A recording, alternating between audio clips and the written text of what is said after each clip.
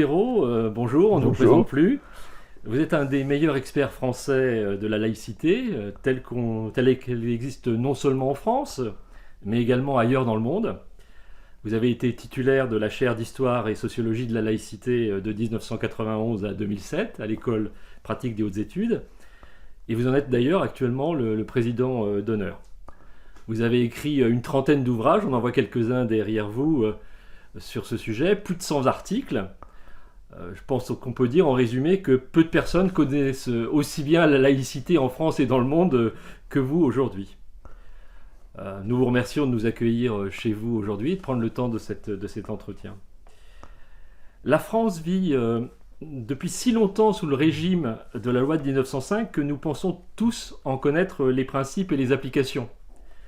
Et pourtant, quand on y regarde de plus près, on s'aperçoit que nombreux sont ceux qui, y compris parmi des responsables politiques avec des responsabilités nationales, en ont une vision déformée, tronquée ou erronée. Cette loi s'est voulue, au terme d'un large débat très passionné, en premier lieu une loi de liberté dans la séparation et non pas une loi de restriction des libertés. Est-ce que vous pouvez nous rappeler quel est l'essentiel de cette loi et quelles ont été les caractéristiques les plus importantes du débat qui a conduit finalement à l'adoption de cette loi il y a plus d'un siècle? Oui, alors c'est pas étonnant finalement que cette loi soit plus célèbre que connue parce que, disons, dans cette loi, il y a deux aspects forcément étroitement mêlés. Il y a la solution des problèmes pratiques qui se posaient en 1905 et puis il y a des aspects plus généraux, des aspects plus de principe qui, comme vous le dites, ont fait que ça soit une liberté dans la séparation. Mais alors, ce qui est intéressant et important, c'est de bien voir que ces aspects-là ont été acquis de haute lutte. C'est-à-dire que les premiers projets de séparation étaient, comme vous le dites, des restrictions de liberté des différentes églises. Le projet de séparation au départ était un projet très anticlérical et d'un anticléricalisme d'État. Chacun a le droit d'être anticlérical, mais là c'était l'État lui-même républicain qui aurait été très anticlérical. Et il y a eu un débat interne entre républicains qu'on a tendance à minimiser ou à ignorer, et c'est à la suite de tout un tas de conflits internes entre républicains que s'est imposé l'article 1 déclarant que la République assure la liberté de conscience et garantit le libre exercice des cultes. Et après, l'article 2 dit qu'il n'y a plus d'église officielle, il n'y a plus d'église payée par l'État, etc. Mais le fait de placer en tête non seulement l'affirmation de la liberté de conscience et du libre exercice des cultes, mais le fait que la République a un devoir, disons, envers la liberté de conscience et le libre exercice des cultes, ça a été vraiment le résultat d'un combat. Et maintenant, d'ailleurs, beaucoup de gens citent juste l'article 2 et ne citent plus l'article 1. Et ça montre bien cette volonté de transformer un peu la loi uniquement en loi d'une séparation stricte, au lieu d'en faire une loi qui est d'abord une loi de liberté. Et donc, il y a une référence constante à la loi de 1905, mais il y a une méconnaissance des débats qui ont précédé son adoption et du cheminement, je dirais. Alors, c'est d'autant plus intéressant que dans ce cheminement, on trouve des libres penseurs. Aristide Briand était tout à fait libre penseur. Et parmi ces libres penseurs, on trouve certains qui sont issus d'une culture protestante évangélique. Je pense à deux personnalités très importantes. Ferdinand Buisson, qui avait été diacre à l'église évangélique de la Chapelle-Thébou, et Francis de Pressensé, qui était le fils du pasteur de cette Chapelle-Thébou, Edmond de Pressensé. Donc il y a deux libres penseurs, hein. Ils n'étaient plus protestants croyants, mais qui avaient baigné dans cette culture évangélique.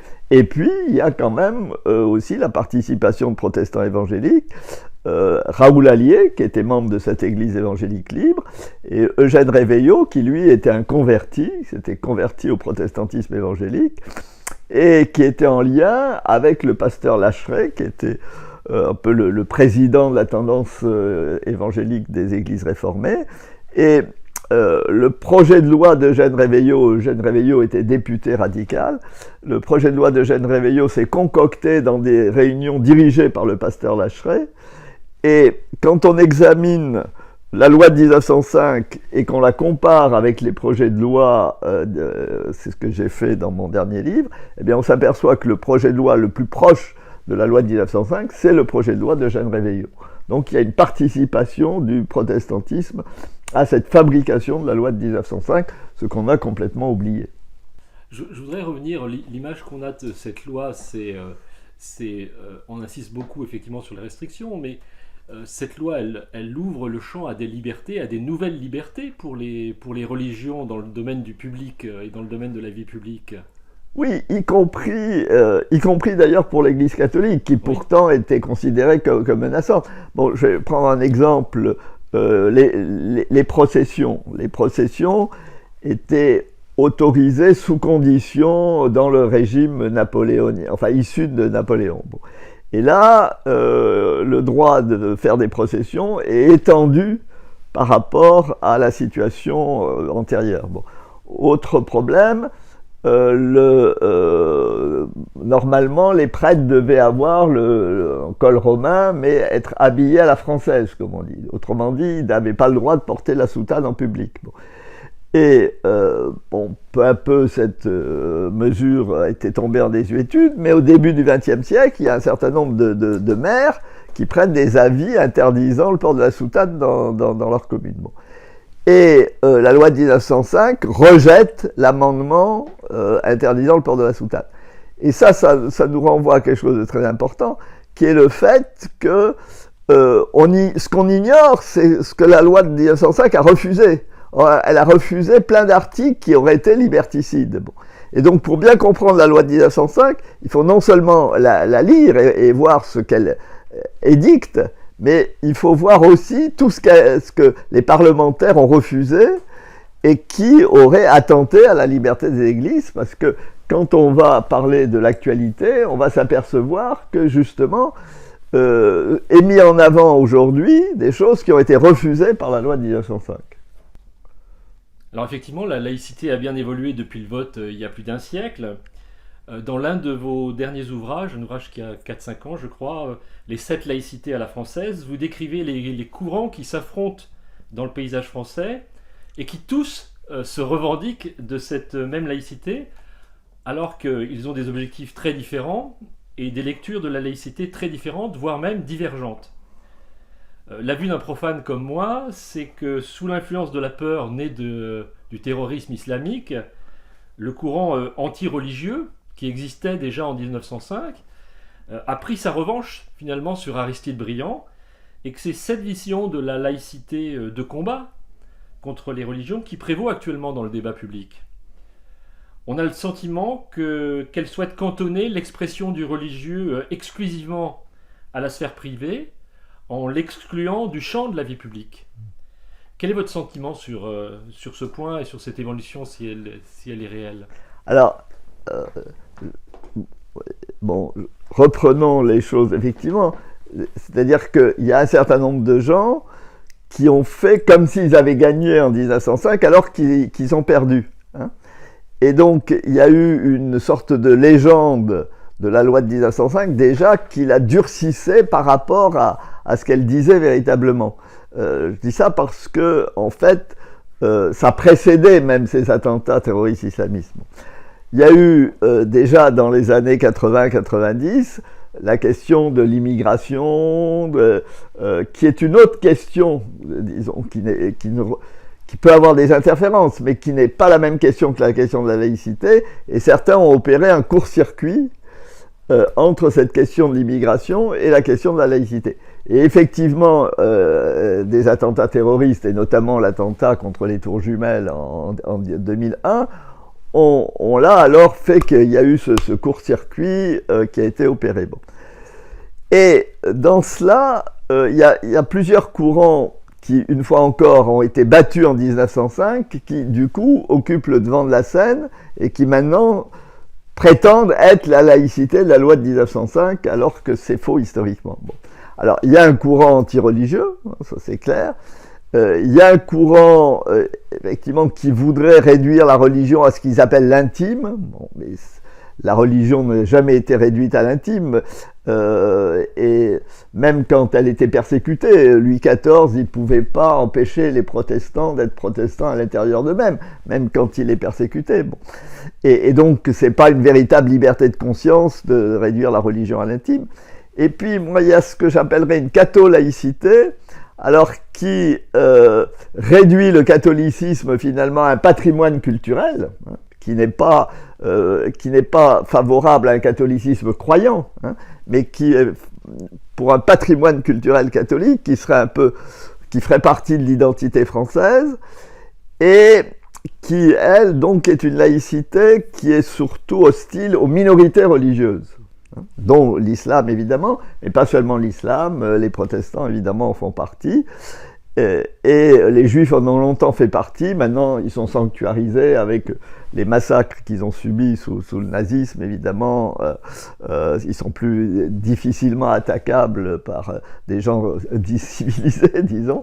Bon. Mais il y a ces trois conceptions de la laïcité qui toutes ont été battues en 1905 et qui occupent le devant de la scène. Encore une fois, les gens qui sont vraiment anti-religieux, les gens qui croient respecter la liberté de conscience, mais qui en fait réduisent la religion à l'intimité. D'ailleurs, dans une société où l'intimité et le public sont complètement en interférence, hein, où il n'y a plus d'intimité cachée, disons, ou évacuée de la scène publique. Et puis, il y a cette catho-laïcité qui culturalise le catholicisme, en fait un élément du patrimoine. Alors, c'est compliqué parce que c'est pas faux que le catholicisme soit un élément du patrimoine français, bon. Mais cela ne doit pas aller à l'encontre de l'égalité des cultes. Bon. Et c'est toute la tension, d'ailleurs, qui est présente dans la loi de 1905 déjà, puisque la loi de 1905 garde les jours fériés chrétiens, comme Pâques, le lundi de Pâques, le lundi de Pentecôte, l'Ascension, etc., mais aussi des jours fériés spécifiquement catholiques, comme le 15 août et la Toussaint. Donc la loi de 1905 a pris en compte l'histoire de la France, et effectivement, on est bien amené à la prendre en compte. Mais la loi de 1905 a veillé à ce que ça ne rompe pas l'égalité entre les cultes et l'égalité entre le droit de croire et le droit de contester des croyances. Bon. Or maintenant, cette catho-laïcité patrimoniale met un peu hors champ le catholicisme et s'attaque aux minorités religieuses. C'est ça le grand changement par rapport à la loi de 1905. Cette laïcité, telle que vous la décrivez, que je qualifierais de façon simpliste de laïcité de combat, elle semble se nourrir également d'une méconnaissance grandissante des religions et du fait religieux. En effet, jusqu'à un passé récent, tout un chacun était confronté à des parents, des amis, des relations qui pratiquaient et manifestaient paisiblement leur religion. Mais avec la sécularisation massive de la société, les croyances sont devenues minoritaires, voire même parfois une exception. Pour le grand public, la religion et la foi sont vues essentiellement à travers le spectre des médias, qui mettent en avant surtout le sensationnel, le choquant, et ça nourrit des raccourcis, ça nourrit des préjugés qui en finalement vont renforcer cette vision de la laïcité. Est-ce que vous confirmez cette évolution ? Et si c'est le cas, est-ce que ça ne risque pas de créer un vrai risque pour le développement d'une laïcité qu'on voudrait pacifier, garante de la liberté ? Alors oui, c'est un problème très important, c'est-à-dire que là encore, il y a des conceptions de la laïcité qui court-circuitent laïcité et sécularisation, et qui, pour elle, un bon laïc, c'est soit quelqu'un qui est non-croyant, indifférent en matière de religion, soit qui aurait une religion sécularisée finalement. Bon. Alors que, justement, la laïcité de 1905, la loi de 1905, c'est une laïcité qui doit fonctionner pour des gens qui ont des rapports différents à la sécularisation. Et ce qu'on demande à ces gens qui ont des rapports différents, qui peuvent être soit intensément croyants, soit être peu croyants ou pas croyants du tout, et ce qu'on demande à tous ces gens-là, c'est de respecter la liberté de conscience des autres. Bon. Et donc ce qu'on appelle la tolérance civile. Bon. Mais la laïcité n'a jamais empêché quelqu'un d'estimer que vous n'irez pas au ciel si vous avez telle ou telle croyance, par exemple.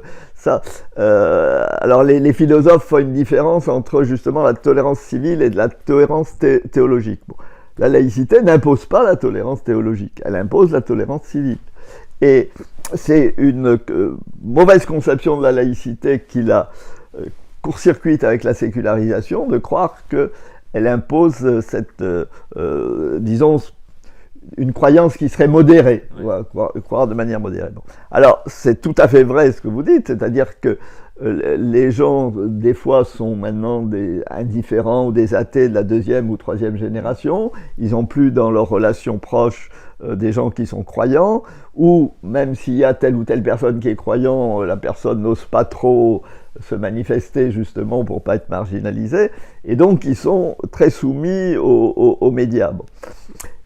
Mais là, je crois qu'il y a un combat à mener qui est plus large encore que la laïcité, c'est-à-dire qu'il y a un problème au niveau de la culture politique de ce pays, au niveau du vivre ensemble de ce pays, et au niveau effectivement des relations entre des gens qui sont croyants et d'autres qui ne le sont pas ou le sont moins, qui est dû au fait qu'on croit que l'actualité, telle que les médias la valorisent, est toute la réalité. Or, l'actualité telle que les médias la traitent est une petite partie de la réalité.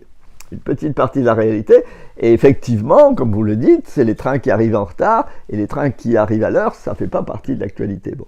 Alors, ce qu'il faut arriver à dire et à redire constamment, c'est que les trains qui arrivent à l'heure, c'est parce qu'il y a des gens qui travaillent bien.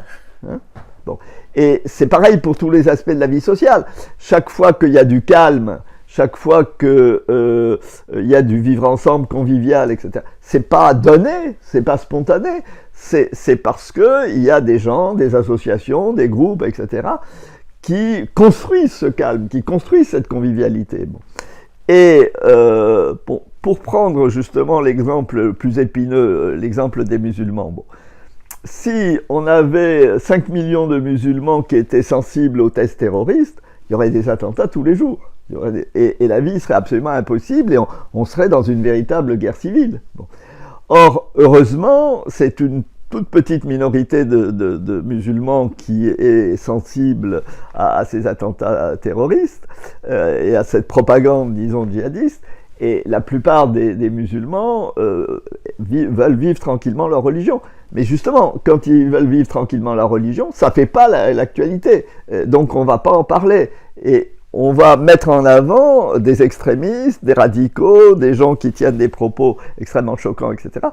Et au bout du compte, on fausse la perception des gens, puisque les gens croient finalement que c'est ça qui existe et que c'est ça qui est dominant, disons, dans la réalité sociale. Bon. Donc il faut vraiment, et je crois que c'est une des tâches sans doute des chrétiens, d'arriver à se libérer de cette imprégnation médiatique et de cette soumission et de dire que, bien sûr, les médias donnent des informations qui sont précieuses, et il ne s'agit pas, évidemment, d'être dans du complotisme ou des choses comme ça. Mais il faut arriver à garder raison, disons, à avoir une vision rationnelle des choses, et à montrer que l'actualité, c'est une chose, la réalité, c'en est une autre, et beaucoup plus vaste, beaucoup plus... On dit que les couples heureux n'ont pas d'histoire, et bien voilà, les couples heureux ne font pas l'actualité, mais heureusement qu'il y a des couples heureux. Donc il faut tout le temps rappeler cela, et peut-être aussi plus dialoguer avec les journalistes et les médias, parce que les journalistes et les médias, finalement, certains sont malheureux aussi de cette situation, et ne demanderaient pas mieux au bout du compte que de pouvoir aussi valoriser des choses qui vont bien. Et je pense qu'à ce niveau-là, il y a un dialogue à avoir avec les journalistes. Effectivement, et pour rebondir sur ce que vous dites, la loi de 1905 a été votée dans le contexte de la fin d'une lutte de pouvoir finalement entre la République d'un côté et je ne sais pas comment il faut le caractériser, le pouvoir de l'Église catholique de l'autre, avec un catholicisme politique. Oui, il y avait un catholicisme politique. D'ailleurs, il y avait un parti qui s'appelait l'Action libérale populaire, qu'on pouvait dire être un parti de catholicisme politique très clair, qui voulait non plus lutter pour la monarchie, ce qui avait été le cas jusqu'aux années 1890, mais qui voulait transformer la République pour en faire une République chrétienne. Mais chrétienne, ça voulait dire catholique, en fait, où le catholicisme aurait fait loi, disons, pour la République. Donc il y avait effectivement cette peur de la République, finalement, qui se sentait en danger par rapport à ce pouvoir catholique. Ce sujet aujourd'hui n'est plus d'actualité. Aujourd'hui, à part un tout petit nombre d'intégristes, qu'il faut d'ailleurs, comme vous le dites, détacher de la masse des croyants, plus personne ne souhaite attaquer les lois de la République. L'immense majorité des croyants, quelle que soit leur confession, veulent simplement pratiquer paisiblement leur foi en respectant les lois de la République. Donc le problème ne se pose plus du tout dans ces termes. Par contre, on voit bien que la religion actuellement la plus visible en France et qui génère le plus de peur, à la fois de la société et de la République, c'est l'islam. Mais on constate également que pour éviter les accusations d'anti-islamisme ou d'anti-islam, un certain nombre de responsables publics qui sont tenants de cette laïcité dont on a parlé, une laïcité qui veut cantonner le religieux à la sphère privée ou une laïcité de combat, essayent régulièrement finalement d'élargir le champ d'affrontement entre les religions et la République en englobant dans cette tension, dans cet affrontement, d'autres religions, y compris d'ailleurs, y compris les chrétiens. Alors avec comme cible tantôt les catholiques qu'on dit traditionnels ou intégristes, tantôt les chrétiens protestants évangéliques qu'on appelle évangélistes. Évangélistes, c'est le grand classique. Ce type d'accusation, cet amalgame qui est nourri par, encore une fois, on parlait de la presse et des médias, qui est nourri par des caricatures médiatiques qui sont la plupart du temps importées de l'étranger et qui ne correspondent pas à la culture française. Finalement, tout ça, tout cet amalgame, toute cette importation, tout ce battage médiatique sur les trains qui n'arrivent pas à l'heure, ça contribue à la crispation de notre société vis-à-vis de l'ensemble des religions et pas simplement de l'islam. Comment est-ce que nous pourrions, nous à notre niveau, chrétiens, orthodoxes ou évangéliques, quelle partition devons-nous jouer, nous, pour participer d'une décrispation de la société par rapport à ces sujets? Alors, ce qu'il faut bien voir, c'est que la loi est générale. Hein. Donc, si vous voulez, si la loi est dure vis-à-vis des religions, elle est dure vis-à-vis de toutes les religions. Elle ne veut pas être dure vis-à-vis d'une religion et douce vis-à-vis des autres. Bon. Il y a effectivement dans le fonctionnement des accommodements possibles, et par exemple le catholicisme étant encore une culture majoritaire, même s'il est plus majoritaire au niveau du nombre de... Bon, l'application pourrait être plus douce pour les catholiques que pour d'autres, mais la loi sera générale. Et donc à ce niveau-là, les religions elles-mêmes ont intérêt à ne pas essayer de jouer l'une contre l'autre, si vous voulez. Et bon, il faut bien voir qu'elles seront toutes atteintes par une loi. Bon. Par ailleurs aussi, moi j'estime que la manière dont certains confondent justement l'islam et puis la petite minorité d'islamistes dangereux est tout à fait contre-productive. Et je vois d'ailleurs qu'il y a une institution qui ne tombe pas dans ce piège, c'est l'armée. L'armée a pas mal de soldats musulmans depuis qu'elle est une armée de métier, hein, c'est un lieu d'ascension sociale, donc elle a pas mal de soldats musulmans, et elle sait, par une laïcité libérale, bien les intégrer, et jusqu'à présent, il peut toujours avoir évidemment un attentat isolé, mais jusqu'à présent, l'armée a traversé la zone de turbulence des attentats terroristes, avec l'opération Sentinelle, où vous avez eu des soldats musulmans qui ont gardé des églises et des synagogues, etc., sans qu'il y ait un problème interne en son sein. Et donc, pour le moment, on ne peut pas savoir de quoi sera fait l'avenir, mais pour le moment, elle a réussi, et c'est l'institution qui pratique la laïcité la plus libérale. Bon. Donc, pour moi, ça va tout à fait dans mon sens, en me disant que la laïcité efficace pour combattre l'extrémisme, c'est la laïcité de liberté, c'est la laïcité libérale, c'est la laïcité qui montre bien aux croyants qu'ils peuvent pratiquer leur foi en toute sérénité. Bon. Mais ce qu'il y a, c'est qu'il y a des gens qui confondent leurs propres convictions et la laïcité. Il y a des gens qui sont non-croyants et même qui sont ennemis des religions. C'est leur droit, et en tant qu'individus, ils peuvent très bien combattre les religions, etc. Bon. Mais c'est un combat convictionnel, et ils n'ont pas à réclamer l'aide de l'État pour ce combat. Sinon, c'est exactement la même chose que ce qu'a fait le christianisme médiéval quand il se donnait comme instrument l'Inquisition. Bon. Donc, il ne faut pas confondre des attitudes convictionnelles et la laïcité. La laïcité, c'est finalement le fait que chacun va pouvoir vivre ses propres convictions, les exprimer, et les exprimer de manière sereine ou polémique s'il veut, mais dans les limites évidemment du respect de l'autre et de l'ordre public démocratique. Bon. Mais l'État lui-même est neutre, alors c'est pas une neutralité d'abstention, c'est la neutralité d'un arbitre. Alors qu'est-ce que fait l'arbitre ? L'arbitre, il court sur le terrain. Il court sur le terrain, mais non pas pour marquer des buts, non pas pour éviter que des buts soient marqués. Il court sur le terrain pour faire respecter les règles. Et pour bien être attentif au fait que les règles soient respectées. Et c'est ça qu'on demande à l'État républicain aujourd'hui, c'est de faire respecter les règles par tout le monde et de ne pas empêcher, disons, l'évangélisation d'un côté, la propagande libre-penseuse pour les libres-penseurs, etc., etc. C'est-à-dire que dans ce qu'on appelle la société civile, il y a des débats, des confrontations, des gens qui dialoguent ou qui se disputent. S'ils se disputent de manière non violente, ils peuvent le faire. Bon.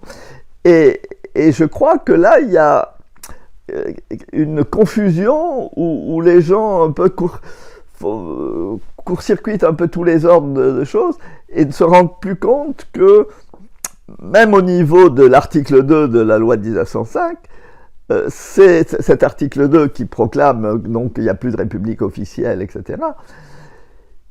Il a déplu à certains laïcs, parce que pour eux, le fait justement de payer le clergé, c'était le mettre sous sa coupe, c'était le contrôler. Bon. Et même cet article 2 a été vécu par des laïcs intransigeants comme finalement un article qui donnait plus de liberté aux églises et aux religions. Et c'est amusant finalement, parce que après ça a été mal compris, mais c'est ainsi que ça s'est passé historiquement. Bon. Et donc aujourd'hui, il faut qu'il y ait une frontière très nette qui soit marquée entre les nécessités de l'ordre public et puis le fait que la garantie de libre exercice des cultes est un des actes forts de la loi de 1905. Et donc, moi, par exemple, j'avais comme idée, et elle n'a pas été réalisée pour le moment, par exemple, que le bureau des cultes soit rattaché au ministère de la Justice. Parce que finalement, le bureau des cultes, il doit garantir le libre exercice des cultes, il doit garantir le fait que la République assure la liberté de conscience, etc. Bon. Et le ministère de l'Intérieur, lui, il doit assurer la sécurité des Français. Bon. Et c'est normal qu'effectivement, il ait des tâches pour assurer cette sécurité. Et cette confusion qu'il y a entre le ministère de l'Intérieur et le bureau des cultes, en elle-même, elle est fâcheuse, puisque elle met dans l'état d'esprit des gens, dès le départ, que la religion, finalement, ça serait un problème sécuritaire, et ça serait avant tout un problème sécuritaire. Ce qui n'est pas le cas, y compris pour l'islam, car, encore une fois, heureusement, la grande majorité des musulmans n'est pas sensible aux tests terroristes. Mais, justement, il faut faire attention de ne pas être contre-productif. Et c'est là que la loi de 1905, finalement, avait une autre stratégie que la stratégie actuelle. Et je prends l'exemple du fait qu'en 1905, il y avait des prêtres catholiques qui prêchaient la haine, qui prêchaient contre la République et à se soulever contre la République. Bon.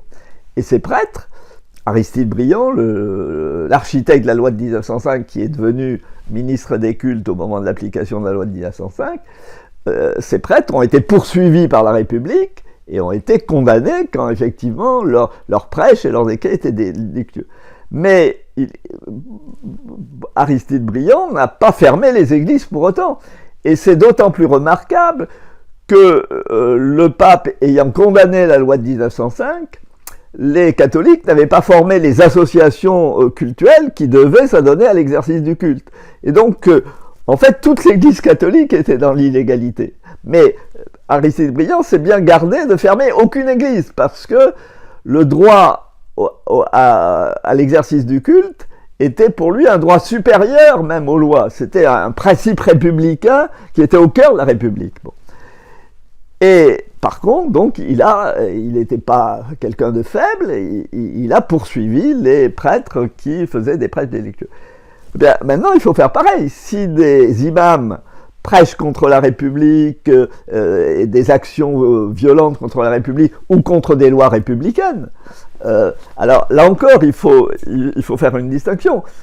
On a le droit, qu'on soit d'ailleurs musulman, catholique, protestant, dire qu'on n'est pas d'accord, par exemple, avec l'avortement ou avec le mariage homosexuel, etc., à condition de dire que on n'est pas d'accord et qu'on souhaiterait que la loi soit différente. Tout ça, on a tout à fait le droit de le dire. Ce qu'on n'a pas le droit de dire, c'est par exemple qu'il faut aller faire du bazar dans les cliniques qui font des avortements et qu'il faut faire des actions violentes contre ces cliniques. Ça, c'est délictueux. Bon. Donc il faut bien voir là où s'arrête la liberté d'expression et là où commence l'acte délictueux. Bon.